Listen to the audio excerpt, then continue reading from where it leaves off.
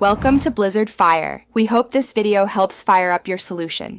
In this video, I will explain how to calculate numbers in Excel. To start, always type an equals sign before any formula you enter into a cell. This tells Excel you are performing a calculation. You can then use cell references, like A1 or B2, to include data from other parts of your spreadsheet. Remember the basic operators: plus for addition, minus for subtraction, an asterisk for multiplication, and a forward slash for division. This foundation is key to all your Excel calculations. Moving on, Excel offers many built-in functions to simplify complex calculations. The SUM function is incredibly useful for adding up a range of numbers quickly. Just type equals SUM, then select your desired cells. Similarly, the average function will give you the mean of your chosen data set.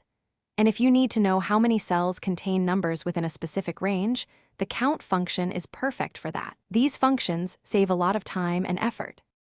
Now, let's explore more advanced techniques.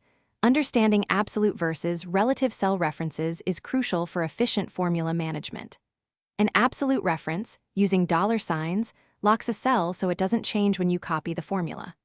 Relative references, however, adjust automatically, which is often what you want.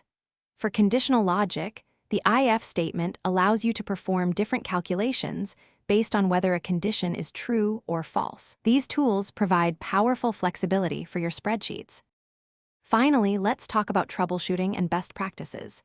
If you see errors like #div/0 or hash value, it usually means there's an issue with your formula or data. Always double-check your cell references and ensure your data types are consistent. Numbers should be formatted as numbers, not text. A well-organized spreadsheet is easier to manage and less prone to errors. Also, remember to stay hydrated while you work. You can find a link to the Oala water bottle and other great deals in the description below. Thanks for watching. If you found this helpful, don't forget to like and subscribe.